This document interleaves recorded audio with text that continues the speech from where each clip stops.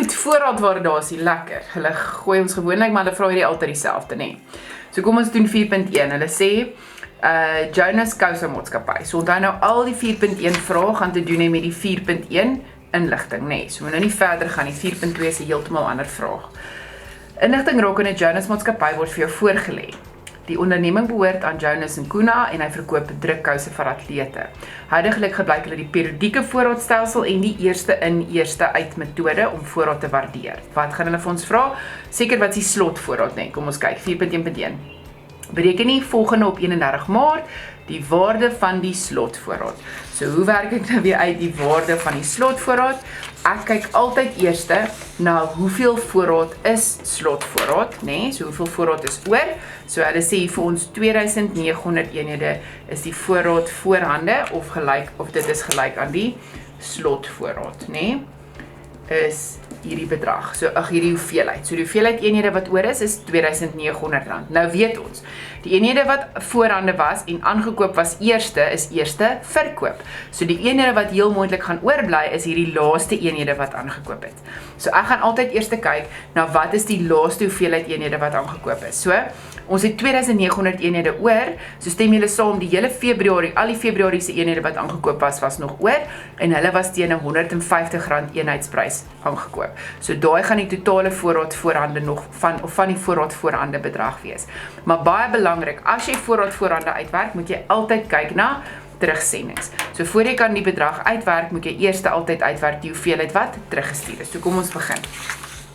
Ons gaan sê, in Februarie, daar's eintlik 2900 eenhede oor. So ek gaan met daai bedrag of daai hoeveelheid werk, né?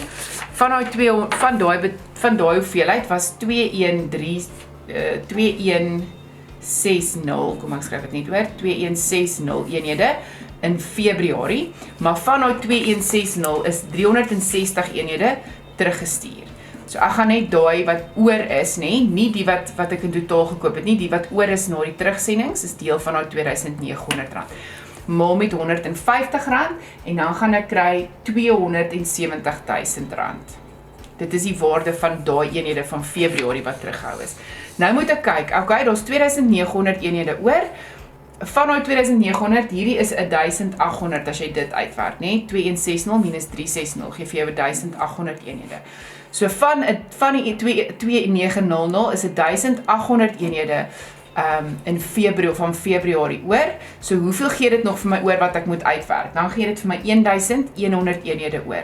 En waar gaan ek daai 1100 eenhede kry? Dit gaan die eenhede dan wees wat ek in November aangekoop het en hulle kosprys was R210.